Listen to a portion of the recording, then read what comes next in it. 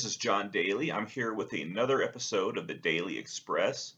Those of you who've read or listened to my commentary for a while know that I am very much concerned about the national debt. I think it's an enormous threat to our nation that neither party has any interest in addressing, mostly because the issue is far too easy to demagogue in Washington.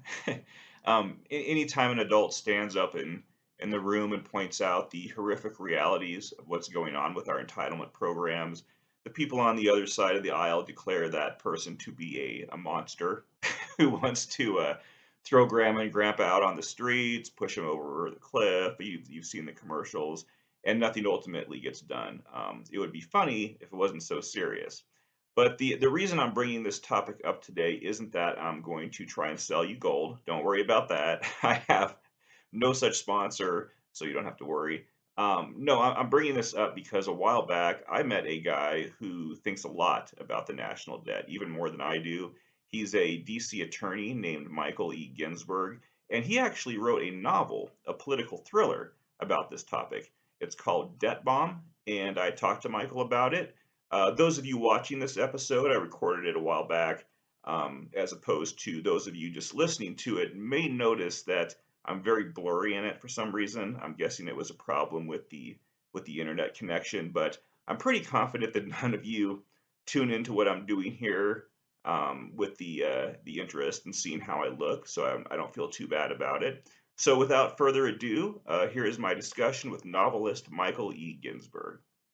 I'm here today with Michael E. Ginsberg, author of the political thriller Debt Bomb. How are you doing today, Michael?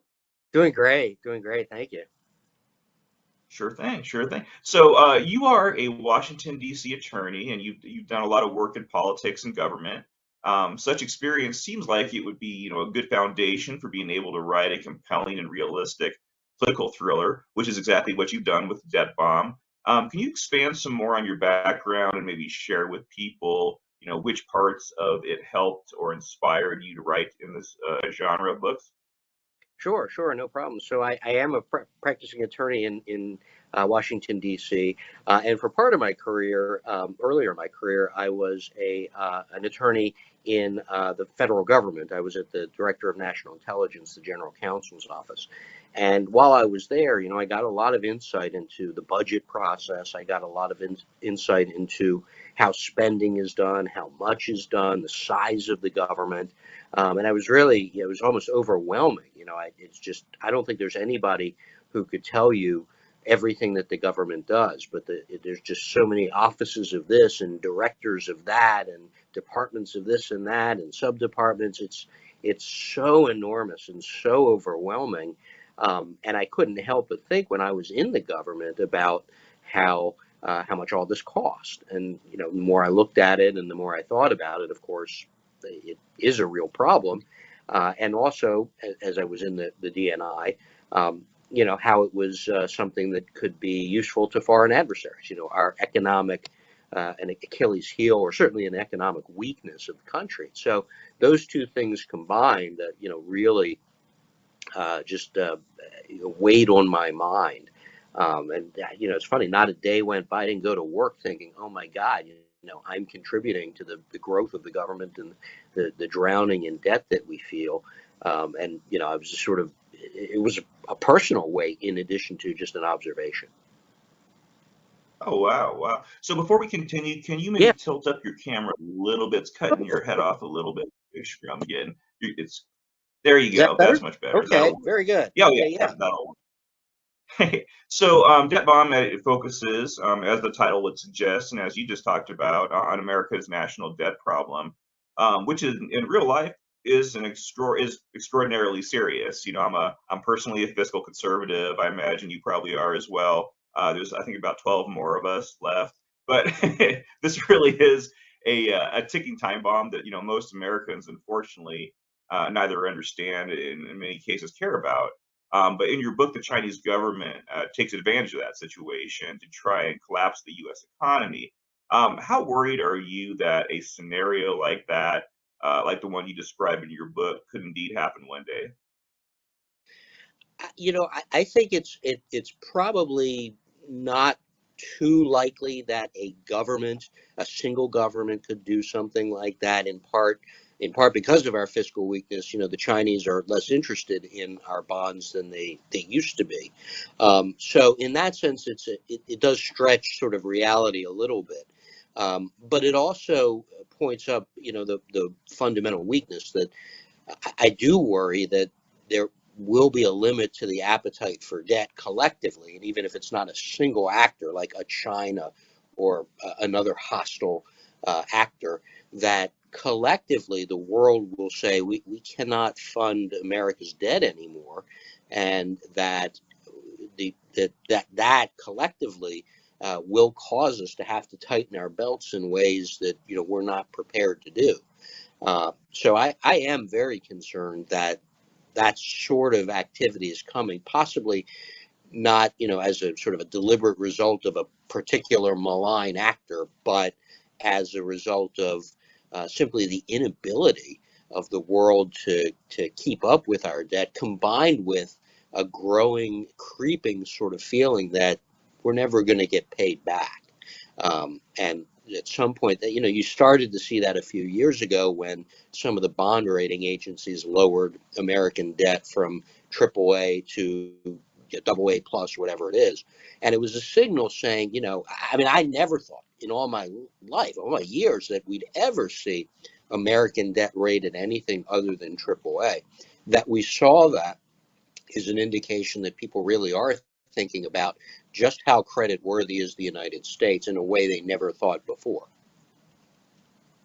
No, it's definitely a serious situation, and it's interesting you were able to sort of elaborate on it for a novel. That's really cool. So Yeah. what was the hardest part about writing Death Bomb? This is your first novel, I believe. What did you find most challenging? Sure. For this kind of novel, I mean, one of the things I found most challenging was trying to keep it, realistic. I wanted it to be realistic. I wanted people to think about this problem because it is a real problem with real world consequences. But I also wanted to make it exciting. I wanted to make it interesting. Sort of Bond style thriller. And of course, those kinds of thrillers, you need to take some license and some liberties with reality in order to make it exciting. You don't always have to, but generally, I mean, you in order to make it a little bit exciting, you sometimes do take those kinds of liberties. And so trying to balance those liberties with um, what is a realistic story, I wanted to do. And that was challenging. Another challenge was, coming up with the characters. I mean, the hero is an accountant, and so and I thought that was kind of interesting, right? To make an accountant who you don't sort of imagine as Superman, but to make them the hero and to make that kind of um, I mean, sort of taking the ordinary person thrust into an extraordinary situation. That was challenging to kind of play that out in a way that felt realistic. That this is really something that could happen to, a lawyer like me, or an accountant, or a doctor. A normal person, quote unquote. That they can actually, they're in a scenario where, and the things that they're doing, you could see yourself doing.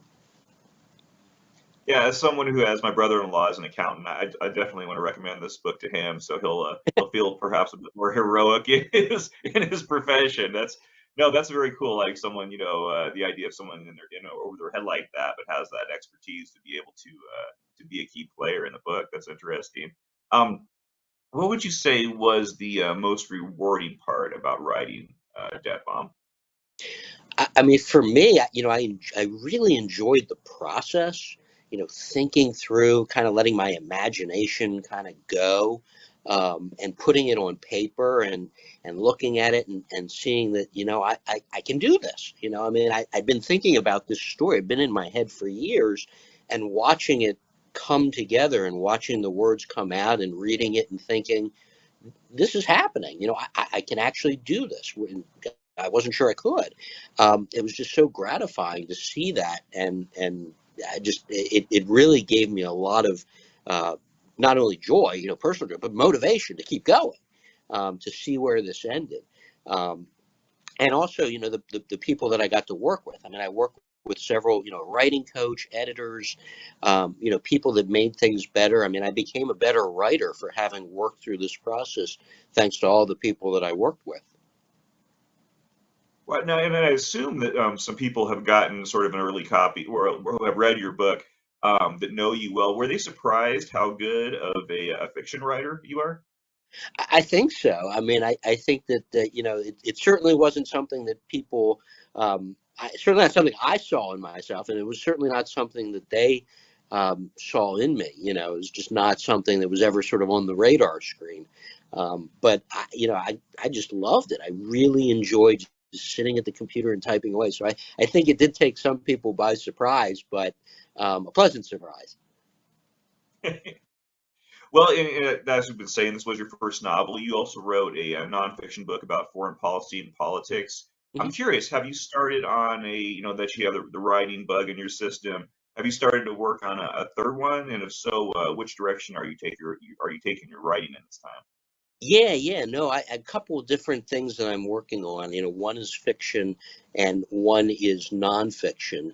One is about it's another sort of thriller novel, but this one it's a little bit different in that it involves I guess you could say it's another plot with another it's another clash of superpowers, but this one really deals with turncoat spies, the space race, space warfare, and some serious, things that worry me. And I haven't decided exactly what sort of the ultimate threat will be, but some of the things I've looked at are EMP pulses, for example, knocking out the American electronic grid. What will we do? Or something really basic like, poisoning the water supply, something like that. What would happen if some of these things that we're so dependent on are knocking out a GPS system? I mean, the dependencies of these things, it seems it's almost hard to imagine the world without them, and yet there was one. But so something along that order. Again, a similar situation where an adversary identifies a unique vulnerability and exploits it to the maximum. Again, to sort of highlight, that vulnerability for the public and to bring it into public consciousness. Other book that I'm starting to outline and think about, it's actually a nonfiction, but it is, my son is on the autism spectrum.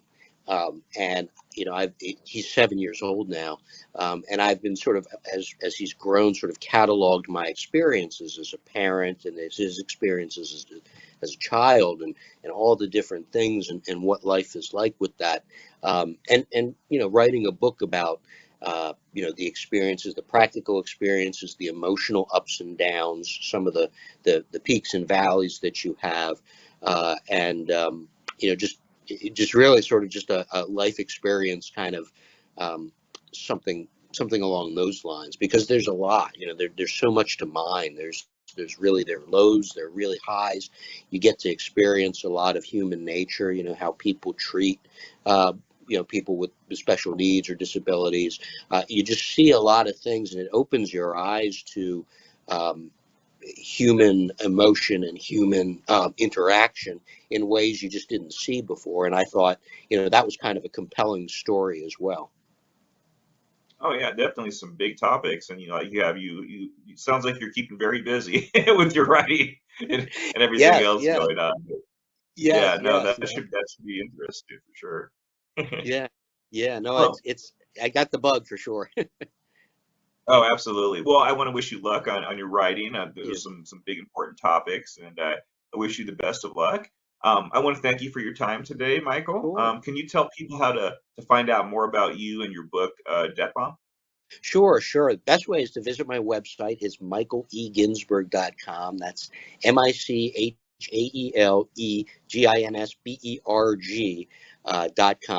or you can just Google Debt Bomb Michael Ginsberg, and you'll pick up the website. You can also visit Amazon. There's a lot of comments there. Most are very positive. So if you visit the page on Amazon, you will be able to learn more about me there. But the website is by far the biggest place to visit. You can also visit my Facebook page. I have a Facebook author page, Michael E. Ginsberg there as well. And so you can look at that. And of course, feel free I'd love to get comments. Author Michael Ginsberg at gmail.com is my email address, and certainly love to talk to people individually about their thoughts. Great. Well, thanks, Michael. And yeah, I want to wish you the best of luck. Thanks a lot. Thank you.